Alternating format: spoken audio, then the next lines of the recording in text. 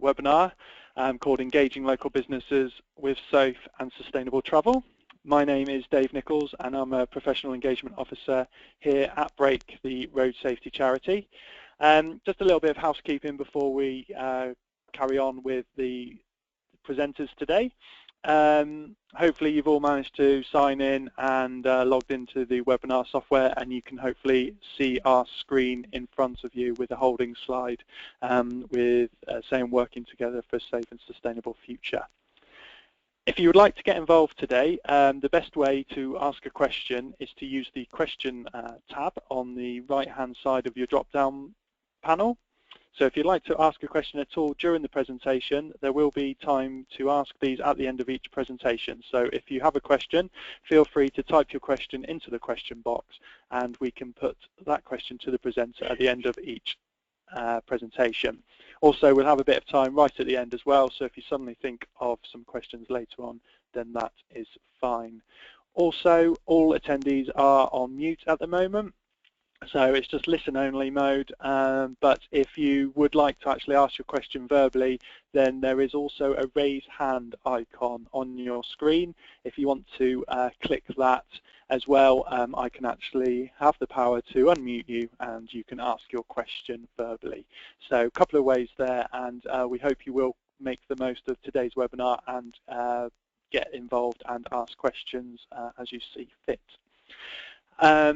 Today's webinar has been coordinated with the support for the Department of Transport. So today's webinar is obviously free to attend and all presentations and resources will be sent afterwards.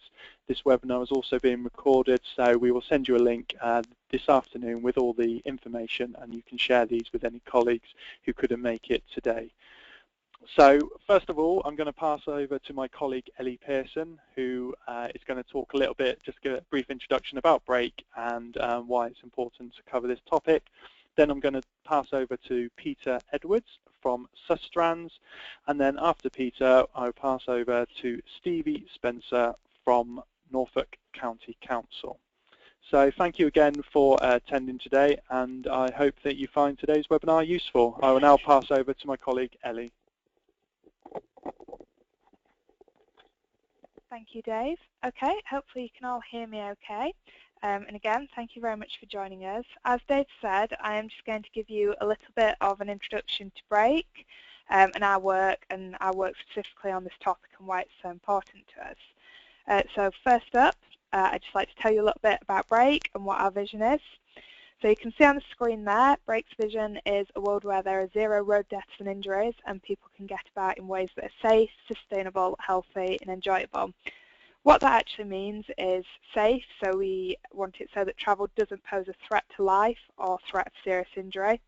Sustainable, travel doesn't contribute to pollution and global warming. And healthy, so people can engage in active travel, getting around in ways that contribute to health and well-being and without breathing in damaging air pollution from traffic. And all of that leads to enjoyable, so travel is enjoyable for all and people have the freedom to move around their communities through active means and experience and enjoy the world around them. So that's what we're working towards.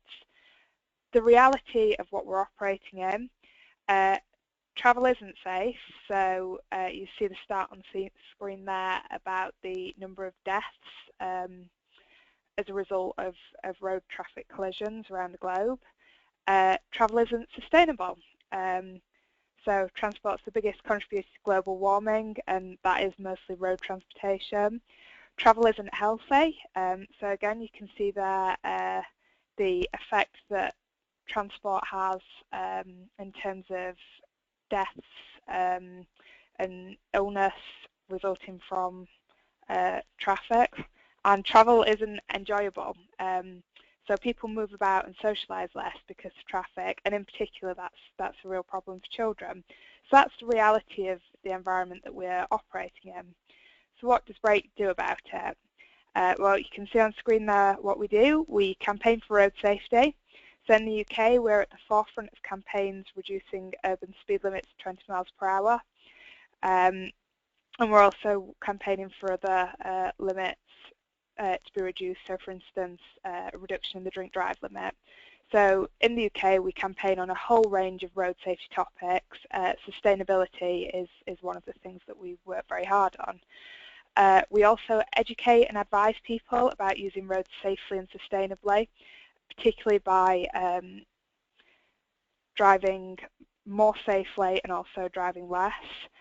And we engage companies, communities and schools by coordinating projects such as National Road Safety Week, which I'm going to talk a little bit more about later, and also encouraging you to get involved and run your own road safety initiatives.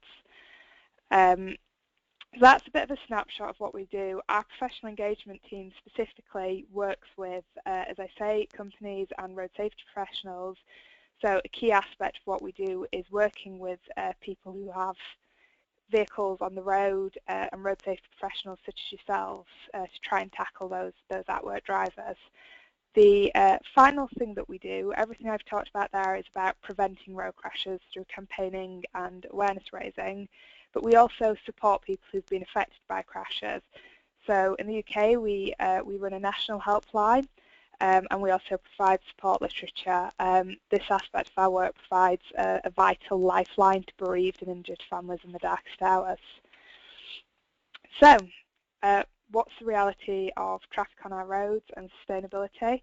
See there, 2/3 of trips, again these are UK stats, are made by car, including 4 in 10 trips of less than 2 miles.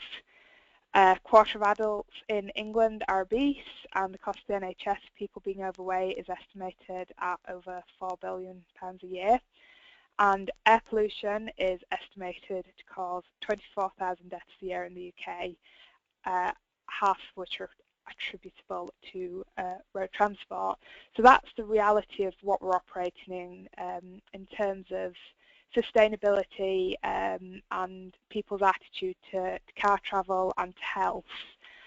More specifically, in terms of business travel, we know that at-work drivers make up a huge proportion of the traffic on our roads, and at least 1 in 3 fatal crashes and 1 in 4 serious injury crashes in Britain involve someone driving for work. So tackling this issue by engaging businesses and at-work drivers is really important because it can have such a huge effect. Transport also accounts for 1/5 of UK greenhouse gas emissions, and road transport makes up a significant proportion of this. So for us, engaging businesses with sustainability is about the benefits to businesses, and there are many benefits to businesses, as you'll be hearing from our other speakers. But more than that, it's about the knock-on effect that has on other people's ability to move around safely and sustainably. The final stat that I just want to show you is last year we surveyed 5,000 primary school children across the UK. Just over 2/3 said that roads in their community can be dangerous for walking and cycling. Ultimately, that's what we want to change as a charity. So we want those young people, we want everyone to be able to get out and about and walk and cycle safely, and changing business attitude to transport is, as I say, a really important way of doing that. So, Road Safety Week is coming up in November, 23rd to 29th of November. So Road Safety Week is the UK's largest road safety involvement week. We run it every year, and we focus on a different topic each year. As you'll see from your screen there, this year's topic is Drive Less, Live More. So this sustainable theme is what's going to be the focus of all of our Road Safety Week activities. You can see on screen there just some photos from some of the events that we ran last year and that professionals such as yourselves got involved in running. And it's also a key way for businesses to get involved and engage with topics. So we had thousands and thousands of companies ranging from large vehicle operators through to smaller companies who operate grey fleets, all getting involved with Road Safety Week every year, and we want the same to happen this year. So here's what we've got to help businesses get involved in Road Safety Week. We have a webinar next week for them. So this webinar will explore the Road Safety Week theme of Drive Less, Live More.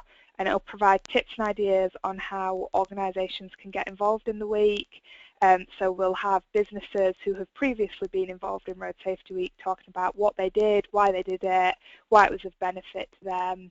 And we will also have road safety professionals speaking about what they've done to get involved in Road Safety Week. So we'd urge you to book onto that webinar as well. We also have a webinar the week before actual Road Safety Week on eco-driving, planning and implementing effective procedures. So this will focus on how businesses can become more eco-friendly and again the benefits to them of doing so. Both of those webinars, just short, an hour-and-a-half webinars, be a lot of really useful information in them, and they are completely free to attend. So do mention those to any businesses that you're working with. And the final thing is our free action pack for Road Safety Week.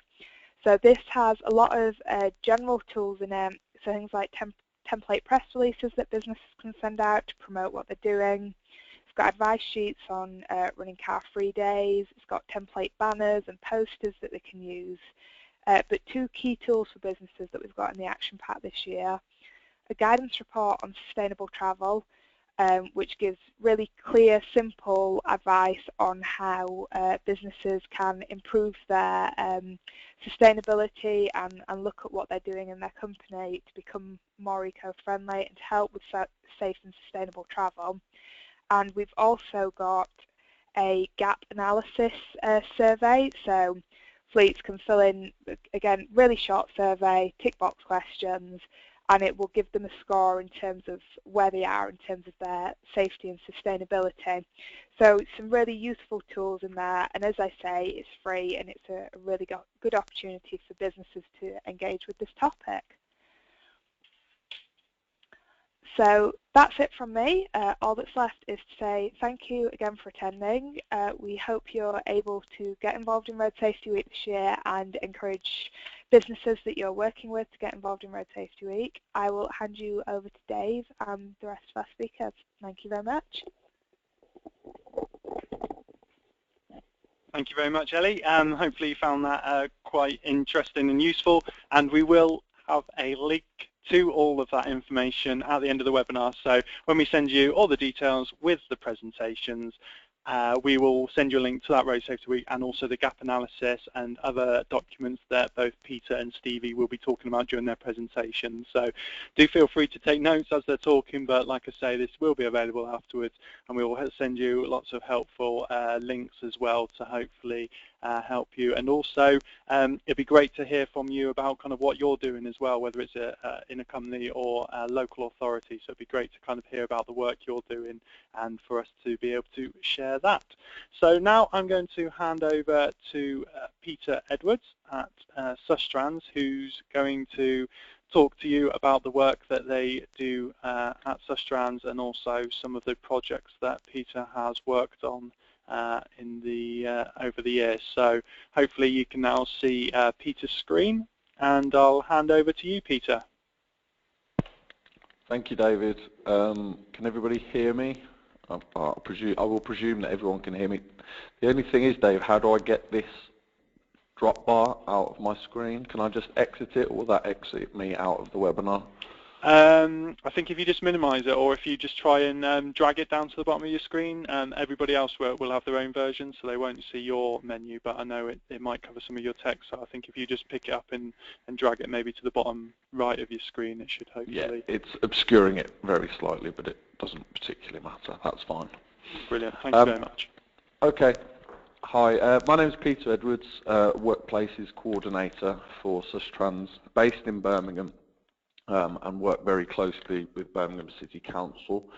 I'm going to give a quick kind of overview about Sustrans and what we do, and our work with workplaces, and then I'm going to talk more about actually my day-to-day role, the projects that I've been involved in, and then I kind of finish off with a case study and maybe even a kind of quick video that I made a few months back showing the project that finished in March that we worked on.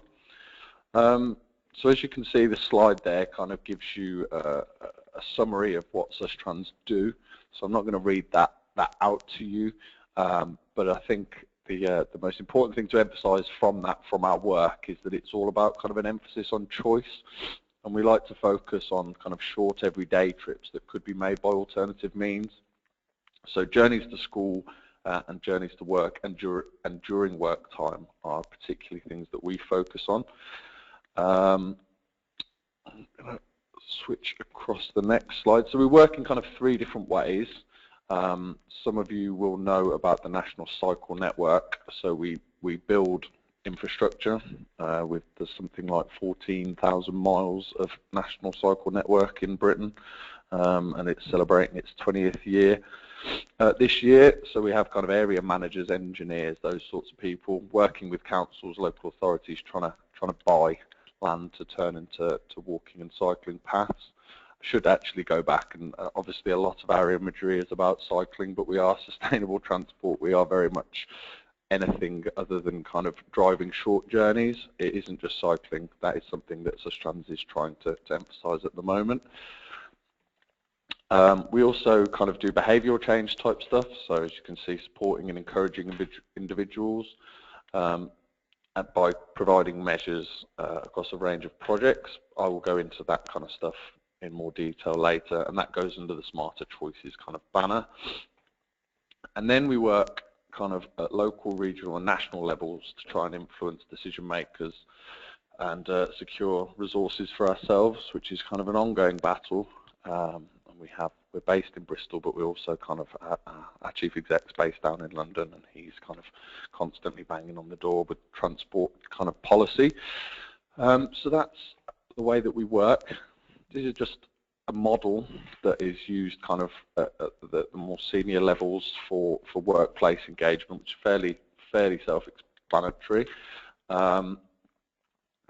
It's used, as I say, it's more of a top-down, but me in my kind of more delivery role, I do kind of work to this sort of model. So it's the audit stage is going into a workplace, seeing what they've already got, speaking to their staff and seeing what they need, then planning what sort of activities we would like to do, then the fun bit of actually kind of delivering them and engaging with staff, and then sometimes the most difficult things is the legacy and the evaluation. So I'm going to talk about the legacy stuff with Bike North Birmingham, our last project, a bit more, so I won't go into too much of that now.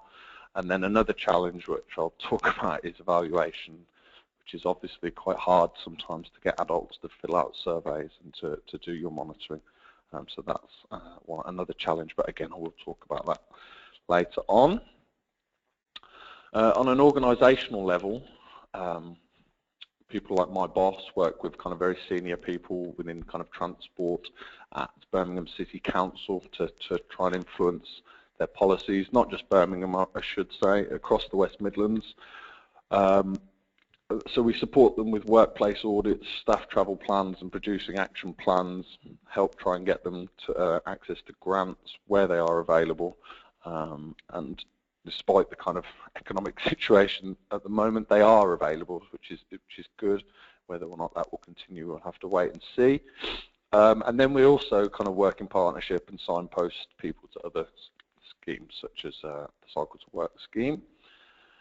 On an individual level, and this is more what I do on a kind of day-to-day basis, and I kind of go into workplaces and actually engage directly with the staff. So once I've met with the building manager, the HR person, whoever it may be, I will go in and then deliver a range of events to kind of break down the barriers for people.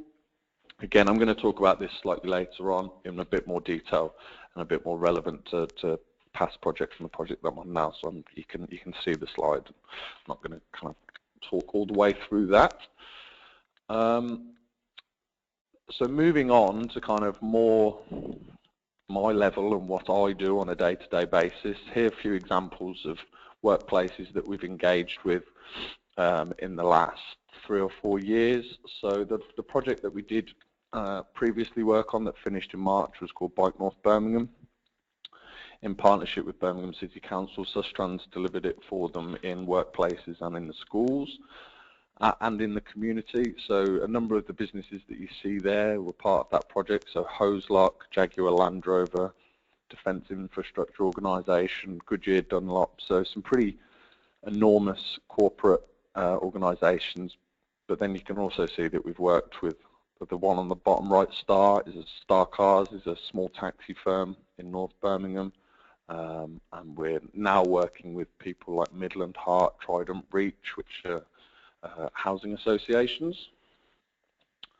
So my role, basically going back to that, is workplaces coordinator. So I go in, I meet with the businesses, and then once they allow me to, and they trust me, they let me go in and do kind of engagement activities with their staff. As I keep mentioning, the Bike North Birmingham scheme ran from 2012, finished in March 2015, and it ended in its council paid for term. It's now run by volunteers in the community. And since March, I've been working on what's known as the Birmingham Cycle Revolution. So Birmingham's been awarded, I think, £60 million over the next 5 to 7 years to try and become one of a number of cycling cities across Britain. As you can tell, both the projects that I've worked on are entirely cycling related, so most of my project will be cycling related, but going back to or what we were saying before, that actually Sustrans isn't just purely cycling, but my role is. So as I've kind of alluded to, we work in partnership. We work very closely with Birmingham City Council. I am actually based in the Sustrans office, but a number of our workplaces officers and schools officers are based in the City Council. We also have other workplaces projects in Solihull and Tamworth, quite early stages of their projects. Their projects are slightly more flexible than mine. They're talking more about sustainable travel, working with Centro, who are the provider of public transport in the West Midlands. So they're trying to move people out of cars onto buses and trains. They are also talking about cycling, but they have a bit more flexibility than myself, which can be a bit of a limitation sometimes when I am at my events, because I am almost exclusively cycle related. So just to give you an example, in Solihull it's called Safe and Active Travel, so there's no mention of bikes in there. So that can be a limitation, but we work very closely on cycling, and I will obviously talk to people about other methods. So a bit about why we engage with workplaces, kind of been alluded to in the previous presentation by Break, but this is kind of why we approach workplaces and what Sustrans tries to say to them. So it's proven that people who cycle to work are happier and healthier. You arrive to work invigorated, less absenteeism. Whenever I kind of do end up having to get the bus to work, when I've left my bike at work or something, I do find myself quite het up after an hour-long journey on the bus, which I can do in 20-25 minutes on my bike, so I can definitely vouch for that. There's then the green credentials, and this is one of the aspects of how we try and sell things to the top of the organisation, in that they can reduce their corporation, I think it's corporation tax, by the Cycle to Work scheme. You can obviously take away car parking spaces and fit a number of bikes in there. So those green and financial incentives are some of the ways that we try to focus on the top people. And then the bottom three below is more how I try and speak to individuals. So obviously cycling to work, in my case, can save you quite a lot of money. The congestion issue is an issue for everybody, both for kind of in work and to work. And obviously you can appeal to people with the environmental aspect of it. But in my experience with individuals, telling them to get out of their car rather than, telling them to get on the bike rather than drive their car because of greenhouse gases is not usually an argument that will go very far with them. Okay, so that's kind of why we do it. And then there's the fun bit about what we actually do and how we go in and deliver and engage with staff. So pictures there of us with our famous smoothie bike at a big event at Hoselock last summer, where we get people on the bike making their own drinks, and then slightly more low-tech. The picture below is me just pitching up in an office reception, kind of with an info stand, but also the added bonus of that anyone who cycles to work on the day gets a free breakfast, as you can see by the kind of the bananas and the fruit in the foreground. So that at the bottom picture is what I would call kind of my intro event. So at the moment I am quite new to all my new workplaces under the Birmingham Cycle Revolution. I was only introduced to them March, April. So I'm kind of going in, talking to people, telling them about the wider Birmingham Cycle Revolution, but more importantly what I can offer them in their workplaces. So what I can offer them is kind of a wide range of activities, from the kind of low-tech info stand like you see there, to stuff where they get actually something out of it. So we do what we call Adopt a Bike, where we'll pitch up at your workplace in the car park or whatever. We'll bring a mechanic and we'll do a basic service on your bike. At the moment I'm trying to organise a lot of maintenance courses, because it can be done indoors, so that keeps people engaged over the winter, and obviously can reduce some of the barriers that they can see. So some people will come to me and say, oh, I've got a bike, but if I get a puncture, what am I going to do?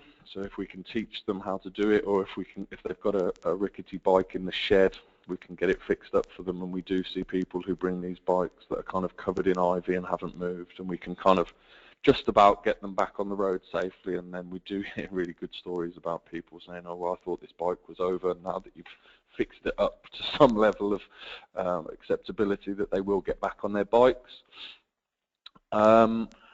Led rides is kind of the holy grail for me. It means that I've built up a really good kind of group of people who would like to go out for a bike ride after work with their colleagues. It's usually they don't know each other.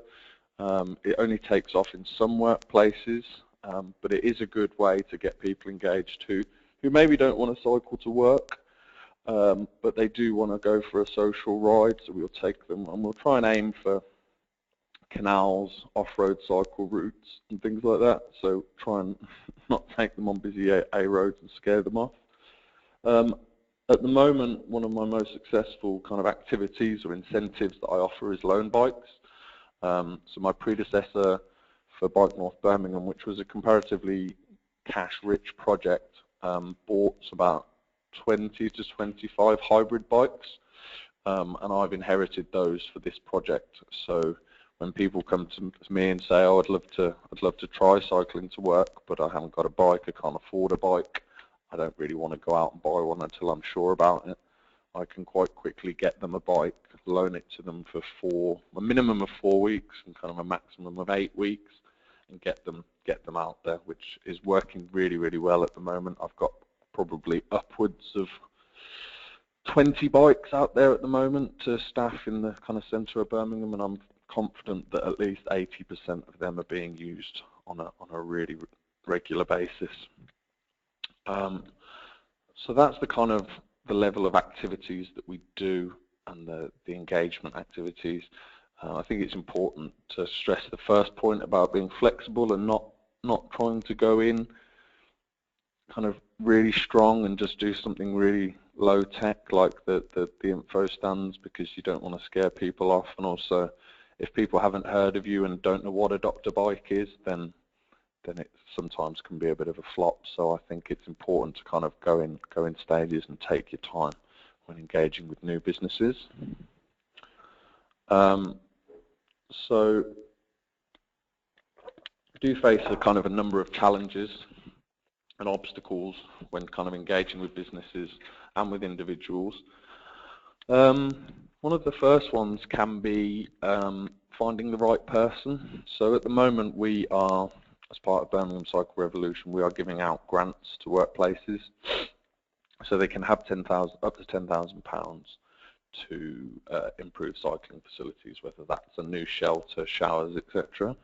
So it's often a kind of a facilities type person who has filled that out, but once you then go and talk to them and say, well, it's not just what we're giving you, because there's no point giving a new shelter if nobody knows about it or nobody's going to bother cycling to work. So they may not have any interest in the engagement side of things.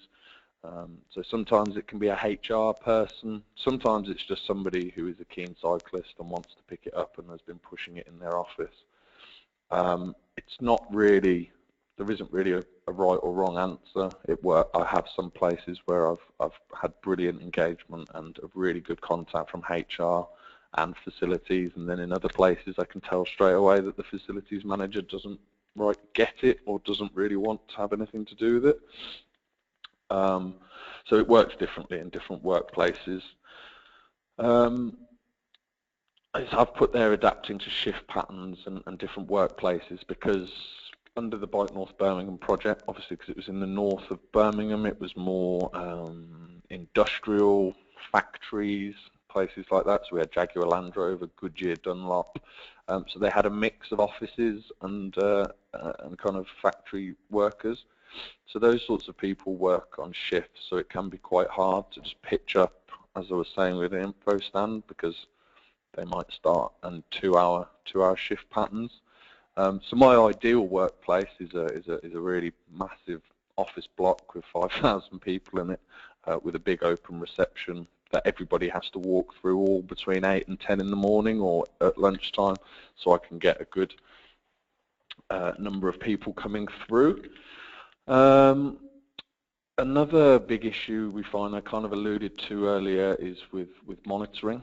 It's very hard to get people or adults to fill out monitoring surveys, especially kind of if you give them one before. They're happy to, so when I get out a loan bike, I'll ask someone to fill out a monitoring form, but then once they give the bike back, they never want to do the follow-up ones. And my colleagues who work in schools don't have this problem, obviously, because teachers just make the kids do it. So that can be a bit of an issue. Another obstacle I've faced when trying to get businesses to reduce their kind of in-work car journeys is that I will tell them that I will loan them 2 bikes. They can have pool bikes. They say, yes, that's brilliant. We go away, I send them some forms and say, yeah, this is it. And then they come back.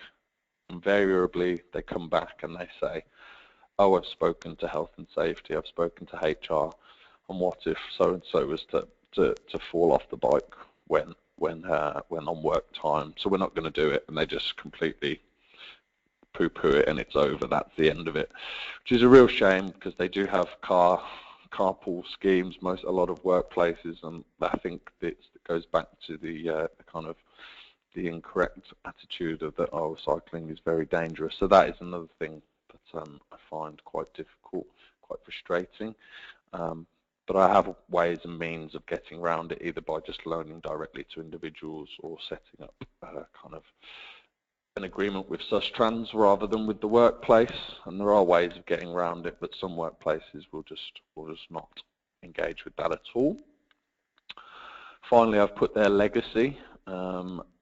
Again, this is something that I have experienced as the Bike North Birmingham project came to an end, was trying to make sure that when I was no longer able to support them with regular activities, engagement, advice, that there was somebody that they could go to. So we try and train what we call kind of travel champions. I also train ride leaders. I'll go into that with a bit more detail when I talk about my case study at the end. So that's, I feel like I've been talking about obstacles and challenges for a while, but it's not always that difficult. But there are certainly challenges to be had when engaging, especially when it's exclusively cycling. So I've just got a slide here just showing some of the outcomes we've had. The picture at the bottom is of 4 of our top cycle locations that we awarded from the Bike North Birmingham project in March. So they met a certain amount of criteria, took some ownership of itself, of cycling themselves, and we rewarded them. Got some press coverage, looked good for us, looked good for them. We've had some really good outcomes through the Bike North Birmingham project in terms of increases in cycle to work scheme applications. For example, I was just trying to find my stats. Interserve, which is a big construction company in the north of Birmingham, they had 16 applications for cycle to work scheme in 2012 when the project started, and after kind of 2 years of engagement that had increased to 44. Similarly, at Jaguar Land Rover, over the same period, obviously a much larger employer, they'd had 54 in 2012, and that when we left, the applications were 142. So that's kind of nearly trebled, so we were quite proud of that. We've seen increases in cycling that we can prove through our kind of monitoring reports, and we've put in place kind of what we call bike user groups and champions at workplaces that kind of have continue without us. So there's some of the outcomes. The cheesy photo at the bottom, that's me on the right hand side. Okay, so finally I just wanted to talk about a case study. So I alluded to Hoselock earlier. Hoselock kind of bucked the trend in a kind of couple of ways really, because they had a factory and an office, but we managed to engage with them despite that kind of shift patterns. So the picture you saw earlier of the guys on the smoothie bike, in order to engage with the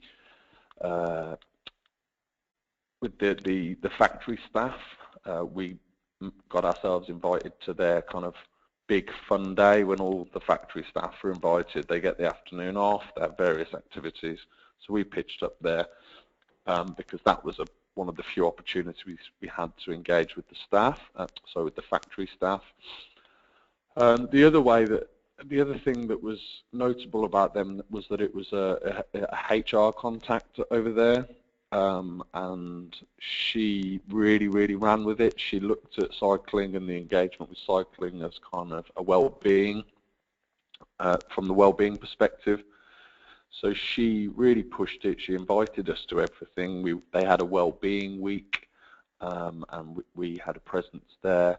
And she basically used us for her to impress her bosses, which was absolutely fine. She moved on quite quickly actually towards the end of the project, and said to me actually that a lot of the kind of extracurricular stuff she'd been doing with us had helped, because she could prove that she was doing stuff like that. So that definitely helped.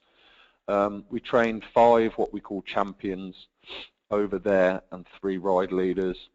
So we set up a regular ride there, as you can see on the bottom picture at the right, where we took, it was mostly people out the office, but we did get some of the factory staff out. We took them, they were quite lucky to be next to a canal. We started taking them out on a Wednesday evening, trained the 2 gentlemen on the bottom left to be ride leaders and another of their colleagues, and since the project has ended, I donated them a couple of the bikes that I mentioned earlier, and those rides have gone from strength to strength. I check in with them every now and again, and they've had up to 12 people coming a week.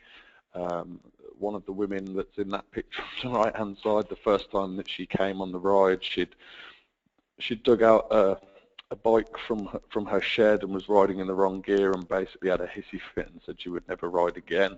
The last I heard, she'd kind of rode nearly 20 miles. So that's brilliant to hear. That's the kind of case study that I really try and focus on.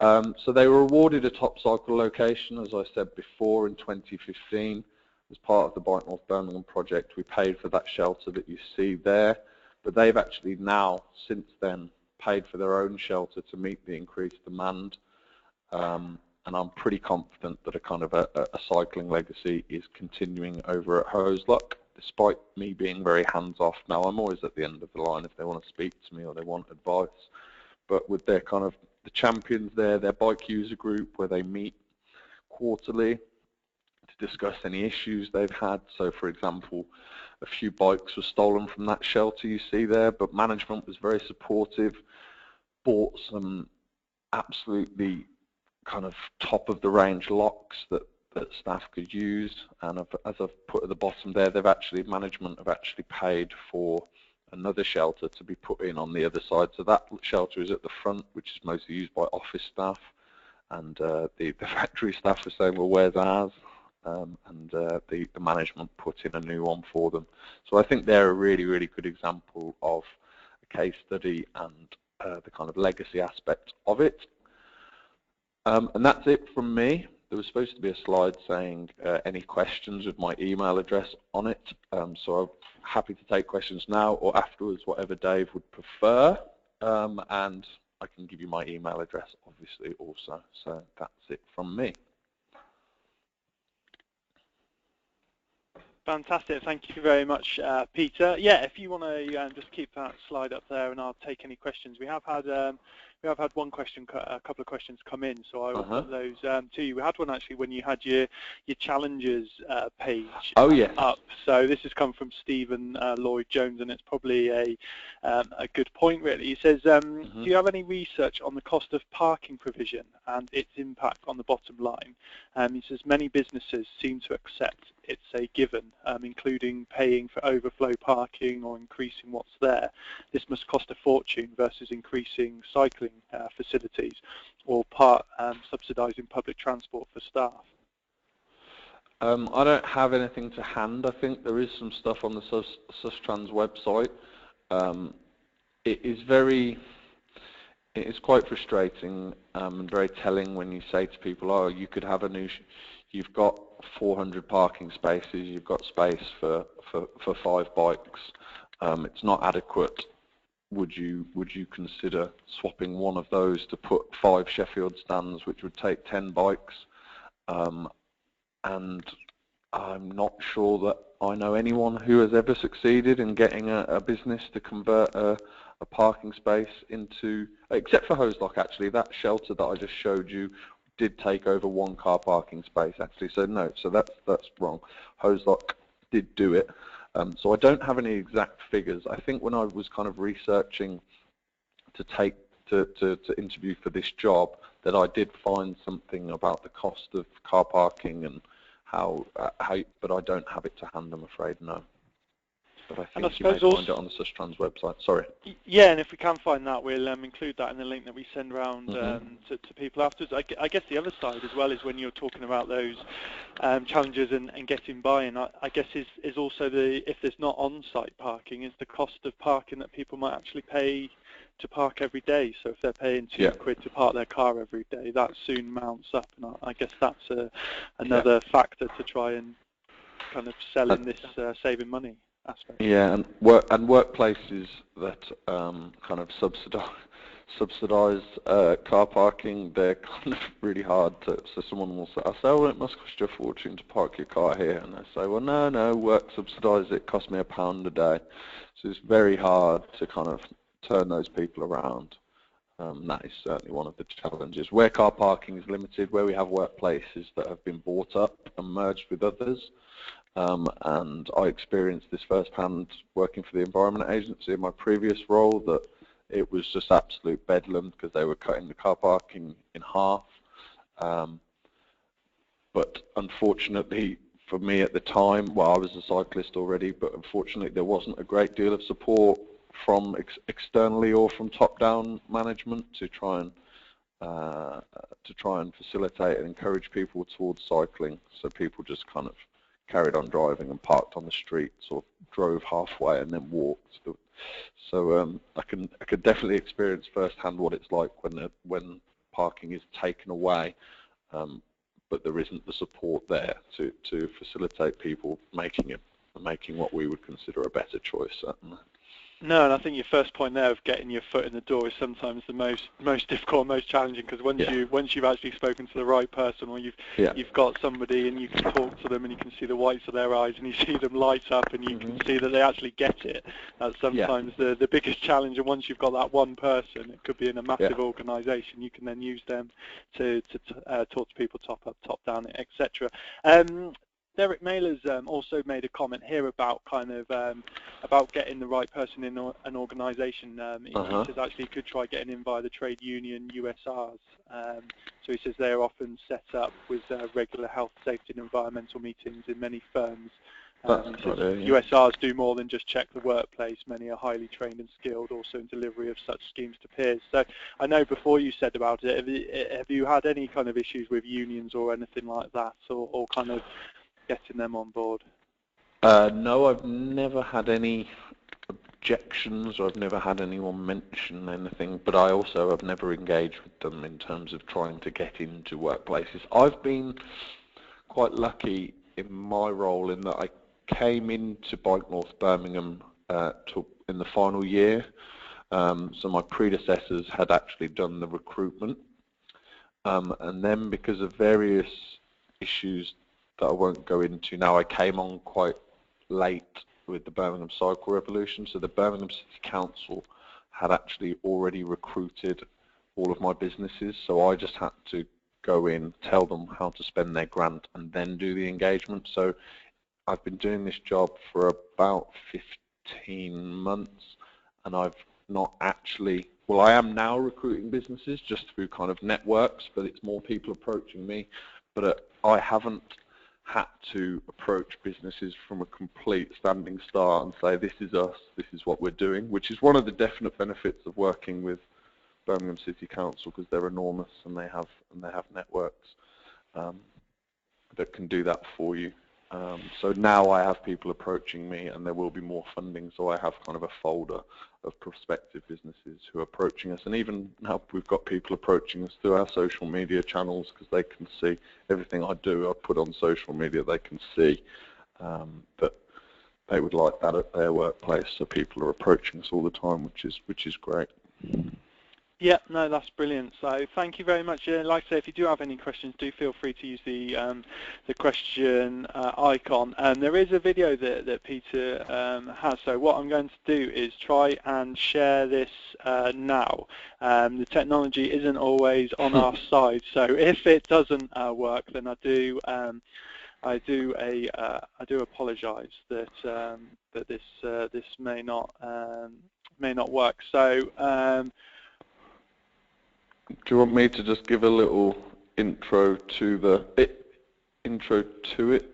Yes, if you want to do that, and I will. So this video is something that I created kind of as a bit of legacy for Bike North Birmingham. So it focuses on two of our top cycle locations, one of which was a school, and the first part of the video focuses on the fact that they engaged on both sides of the project. So my colleague Rachel, who you'll see, was a schools officer there, but also their staff engaged very closely with me and my predecessor, and then the video goes on to show the kind of success that we had with their neighbour, which was Star Cars, the little taxi company that I alluded to earlier, and they kind of became partners because they were both quite small workplaces, so it made sense to do activities jointly. So that's what this video is all about, basically, showing the kind of, and both of them have got what I would call champions in their workplace, so I'm confident that this work is continuing since I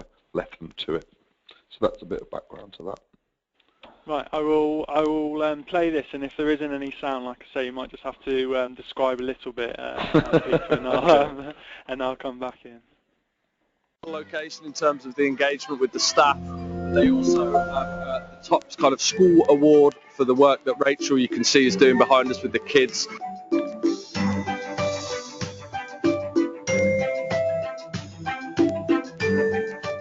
I've been working on the Bike North Birmingham project for about 3 years now, and I support a number of schools in the local area and do a range of activities to just encourage children to love riding their bikes and their scooters to school and outside of school as well. It's just about giving children, parents, teachers, Do you want to continue with it, Dave? It's not really. Try riding bikes and just discovering the local area. Yeah, so apologies for that. It's slightly out of sync there, but you kind of get the idea. What we will do is pass this over and have it as a link for everybody. Yeah, I think that's probably sensible. So that is fine. So yeah, thank you very much to Peter for his presentation. If you have any questions and want to put these to Peter, then please do so, and we can put them to him at the end of today. So I'm now going to pass you over to Stevie Spencer from Norfolk County Council, and Stevie's going to talk us through about what they have done at their council. So hopefully over to yourself, Stevie. Hi everyone, hopefully you can now all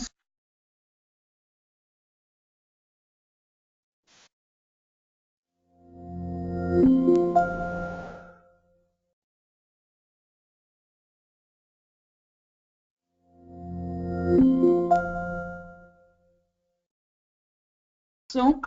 The main focus of my role is assisting developers and their consultants creating travel plans, coming through the planning process, but as so many of us these days, we get involved in lots of other projects as well, including supporting voluntary travel plans, and that's one of the things that this pack is aimed to do. So the pack really came out of some funding that we got from the Department of Transport, the Better Bus Area funding, and this we got in 2012. There were 17 separate work packages. Lots of these were around sort of hard engineering, putting in bus priority routes, bus lanes, and it was a real kind of bus focus on getting the area of Norwich to have some improvements in its bus infrastructure and increased usage. One of the streams of work was to develop the toolkit for businesses to kind of supplement the hard engineering side of that. Now, obviously, being a local authority, we've managed to secure some funding. We want to make the best use of it possible, so we looked to try and make a pack that covered all elements of sustainable transport, not just bus use, although there was a bus focus. And a lot of the elements of the pack, although there was a Norwich focus, could be transferred across the county and indeed across a number of locations or any locations. So the first thing that we thought was important to do was to try and actually find out what businesses wanted from a travel pack. So we undertook some consultation with organisations that we worked with.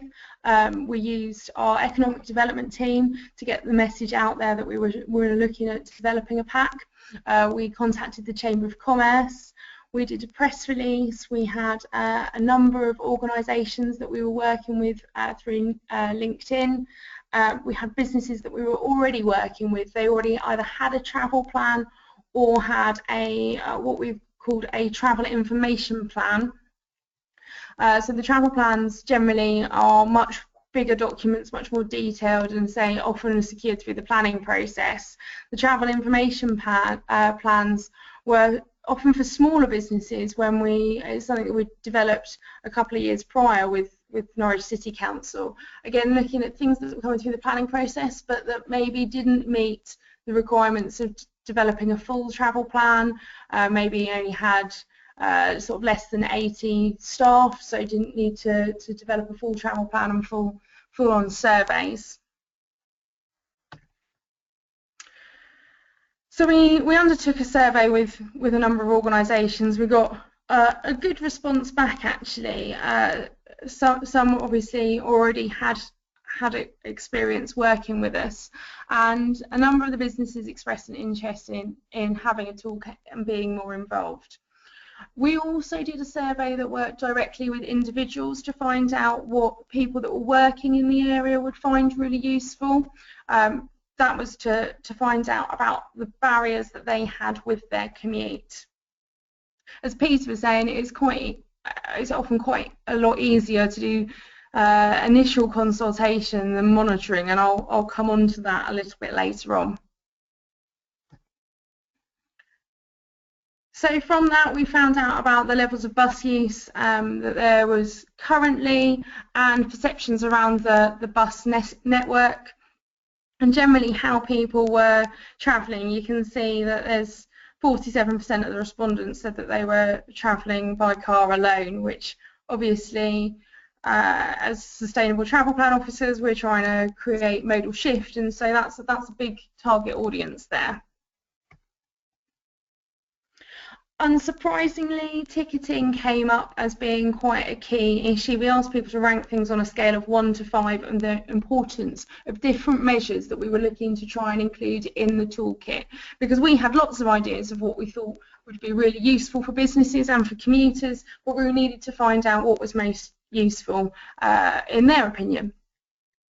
We've got a number of bus operators that work in Norwich, which can cause some confusion as well. So that's an issue as well, and people needing to buy multiple tickets. So that's something that we looked at as well. So looking at discounted tickets, obviously everyone's going to love a discounted ticket if that's possible, particularly if they can use it on more than one operator. And so we wasn't particularly surprised by the fact that discounts kind of came out quite high.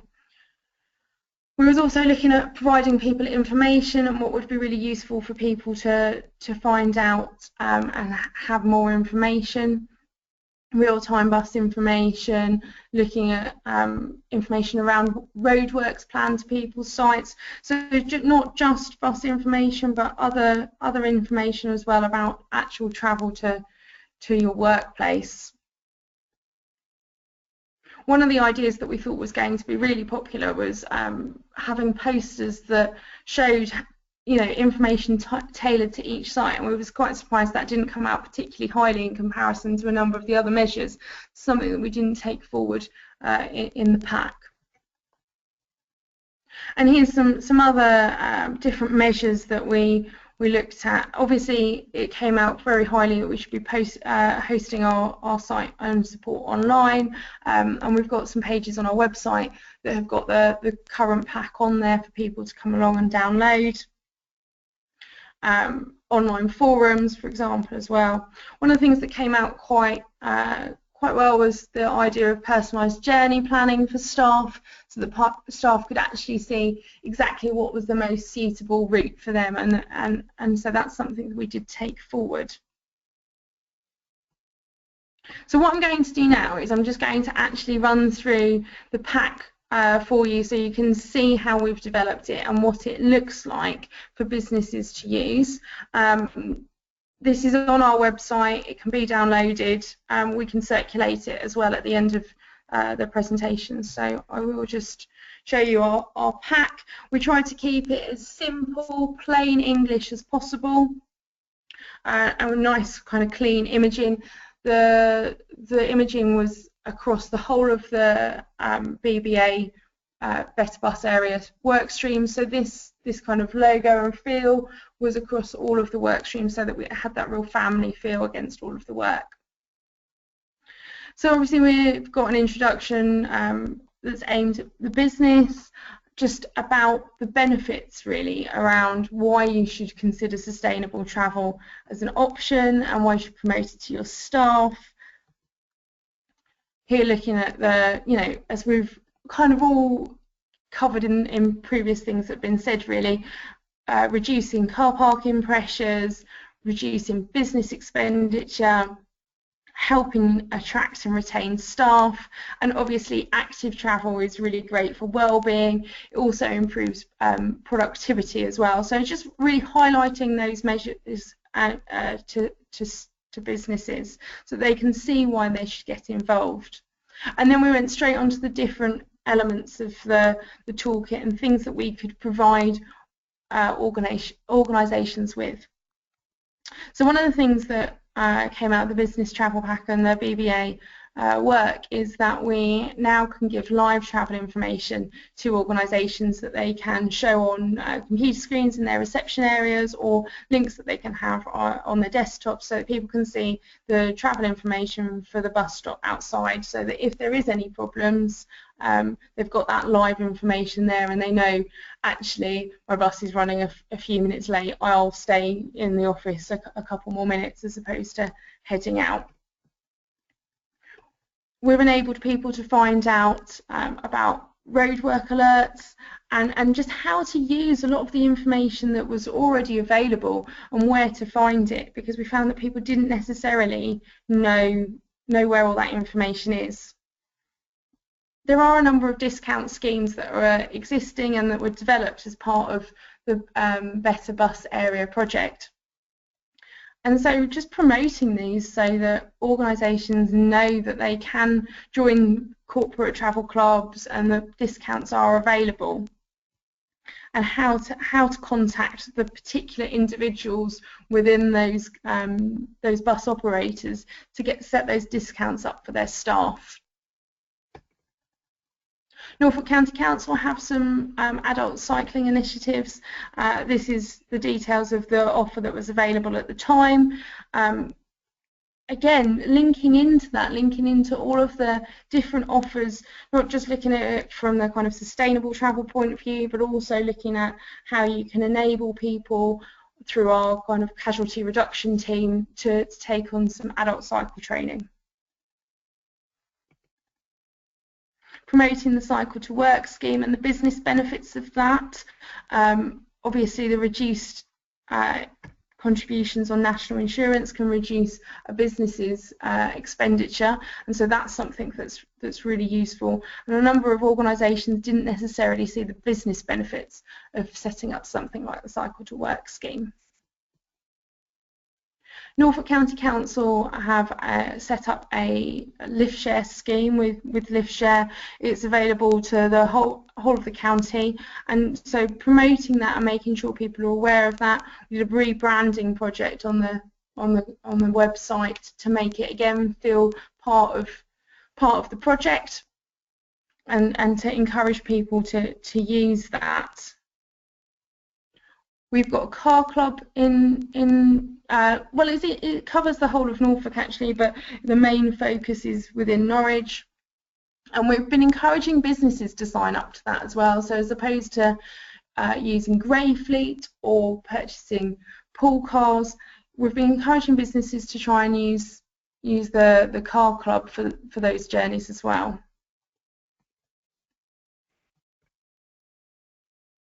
To allow businesses to communicate with us and with each other, we've set up a group on LinkedIn. We've got a business travel network for Norwich.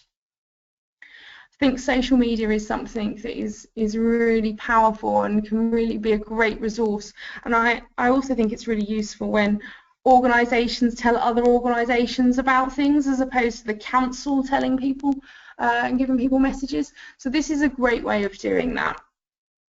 And we also wanted to make sure people know about all of the different Twitter accounts. There's lots of Twitter accounts out there. We didn't want to be setting up and managing our own account for this project. Social media can be quite resource intensive, and so actually signposting to other Twitter accounts is the most useful way of doing it, we felt, for this particular project.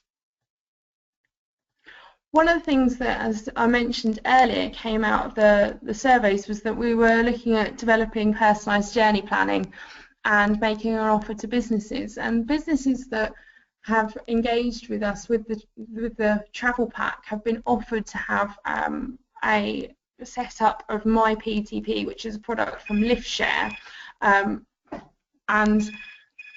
that's something that has been sorry, my phone is going off there. That's something that we've been really trying to encourage businesses to take up, so they can have an account, they can run personalised journey planning for all of their staff. But unfortunately, the take-up of that hasn't been as good as we'd hoped. We did do some development with LiftShare on this, so that it included the park and ride sites, which isn't something that it had before. And so it was open to a number of businesses to get involved with that. And it's a really great tool, actually. But as I say, the uptake hasn't been fantastic. At the end of the pack, we've got a travel information plan that is a really simple document for businesses to fill out, to just actually put information into about how to access their site, how to travel to that location. And it's something that has just been, as you can see, information about where they're going to provide information. Is that organisation going to put information on their website, or are they going to send it out with meeting and appointment invites? How are they going to tell people about that? Are they going to make any level of commitment financially to the promotion of sustainable transport? And how do you actually access the site by each of the various different measures there as well? And obviously a resource at the end of all of the websites and the contact numbers for everything that could be useful around sustainable transport. So I'm just going to pull back up my presentation, hopefully.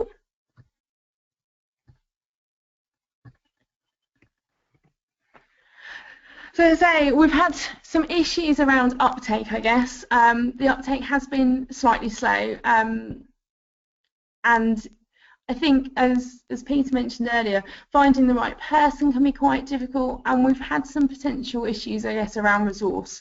So we launched, the pack was ready to be launched in autumn 2013. At that point, I went on to a secondment into another role, and that obviously impacts on any project. One of my colleagues came into post, took it on, but obviously that impacts on the momentum slightly.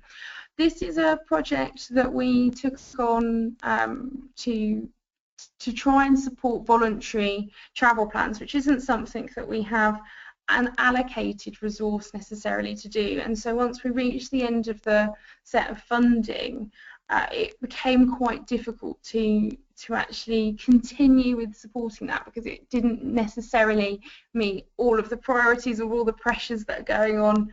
As everyone is aware, in local governments at the moment, there's a lot of pressure on resource. So we didn't necessarily have the ability to get out and about as much as maybe we would like. And the idea is that it is a kind of self-service resource, but unfortunately sometimes organisations don't necessarily want to self-service, I guess. The offers of the free My PTP accounts and credits was not as attractive as we thought it was going to be to businesses, and that's been a real disappointment, actually, because we had hoped that would really engage, and we're looking at why that is. I mean, anecdotally, the feedback on the pack itself and on the My PTPs from the organisations that have used them have been very good, but it is difficult, and the level of monitoring that we've done of that has been limited, I would say, to date. However, we are looking at updating the pack, because we can see that it is, it is useful. People are downloading it, and it is something that we can have there as an offer when we do get asked about voluntary travel planning.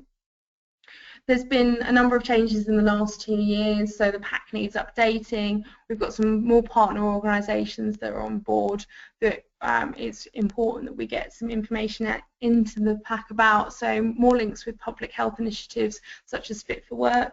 They've got some resource there. They're going out into businesses and engaging with them about lots of areas around activity, and that can include active travel, so it's great to try and tie these things up and to make the most of the resource where they're available. We're looking at making sure that it is county-wide as well, so that people do realise that although it's currently branded as the Norwich Business Travel Pack, it can be used in Great Yarmouth and in Kings Lynn and other locations around the county.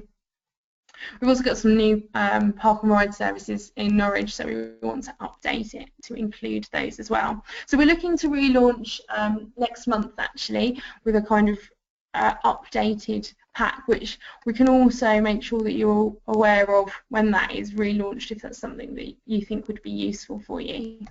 So I'm going to round up there and take any questions that you have, and my contact details are on your screens as well, so if you've got any questions or queries that you want to talk about afterwards, then please do get in touch. Brilliant, thank you very much, Stevie. I think that's been fantastic, really useful. Yeah, if you can just keep that screen up, and I'll take any questions. So as I mentioned before, if you have any questions for Stevie, please feel free to use the question tab on your drop-down menu and put any questions to Stevie for this. I think it's great to see kind of a pack in detail there, and as we've mentioned before, with resources as they are for local authorities at the moment, and for everybody, make use of what's out there, really, whether it's through charities such as Break and Sustrans, or whether it's kind of looking at local authorities that have already put a lot of work in and a lot of effort to produce something like Norfolk has. Make sure you kind of use these to best effect, really. So I've got question here from Stephen Lloyd-Jones, who I think is from Hertfordshire County Council. So he says, we have only seen real traction for lift shares at Herts County Hall when 30% of car park was closed for essential maintenance this summer. It's ongoing until the end of September. Hopefully we can keep this momentum going now and are using this opportunity to re-promote cycling, public transport discounts, etc.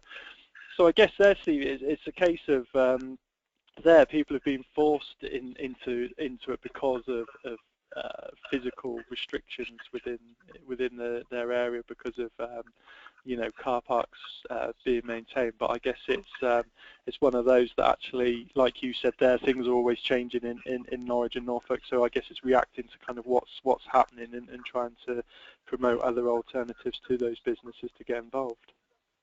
Yeah, I think one of the things that when working with organisations is they'll get engaged when it's important for them, not necessarily when it's important for you.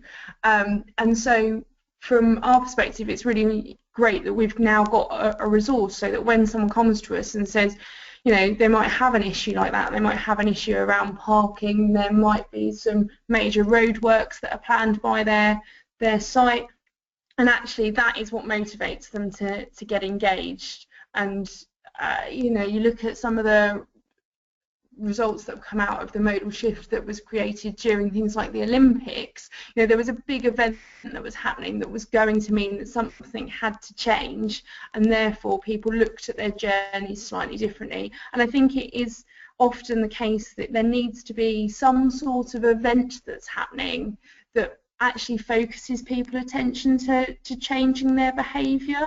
So you can change people's behaviour when they first start at a workplace and they're forming those habits, but then after that it can be quite difficult unless there is an event that means that people have to think about things differently. And a parking policy or an issue around car parking is certainly one of those key motivators. And I guess as a council, surely you can just get your colleagues to close all the car parks, and then job done. You can get everybody on your side. Oh, I don't think it works quite like that, actually. But no, brilliant. Thanks very much, Stephen, for that. And I know they're doing good things at their council as well. So if there are any other questions, then feel free to put them through. But like I say, we will take any questions afterwards. So thank you, Stevie, for that presentation. Really useful to kind of hear what's going on there in Norfolk and also kind of what other local authorities are doing. So hopefully from what you've heard today from everybody, it's provided some kind of useful information for you to kind of take on board and kind of take things forward. So as my colleague Ellie said earlier, a reminder that we have Road Safety Week coming up 23rd to 29th of November. This is brilliant for local authorities, fire services, emergency services, businesses, community, schools, everybody to all get involved. We have great support across the board, especially with people like Sustrans when we're talking about driving less, live more, this important message that, leave the car at home. We have lots of information on our website, and as my colleague Ellie said earlier about downloading the pack, we have some resources there to actually try and engage local businesses, whether it's getting them to compete with each other and see actually how many footsteps are doing or what they're burning off that week, how much money they're saving by actually leaving the car at home. So there's lots of ideas there, and there's still plenty of time. We're only in September, so there's a couple of months to kind of take on board what Peter and Stevie has said today, hopefully some useful information there, and kind of look at also at what we provide. And I think the key message really is using those resources that are out there with organisations such as Sustrans and Break and Living Streets and a few other organisations out there which can really help and make the most of what we have on offer really. So just a final couple of other events that are coming up, which we really encourage you either yourselves to book onto or share with businesses or other local authorities that you're working with. So like I say, next Tuesday is our Road Safety Week webinar, giving you loads of advice and information about how to get involved with Road Safety Week. So that is a really key one to attend and actually listen to how people have got involved in the past. And like I said, our Eco Driving webinar is another one in November ahead of Road Safety Week, and obviously we've got our free resource pack. So I'd like to thank everybody for attending today, and also thank you again to Peter and Stevie. I think they're fantastic, detailed presentations there, which hopefully have given you lots of ideas, lots of obstacles that they've had to overcome, and how they've overcome them. So hopefully, like we say, it's not about reinventing the wheel. Why not take on these messages and key details and move them forward.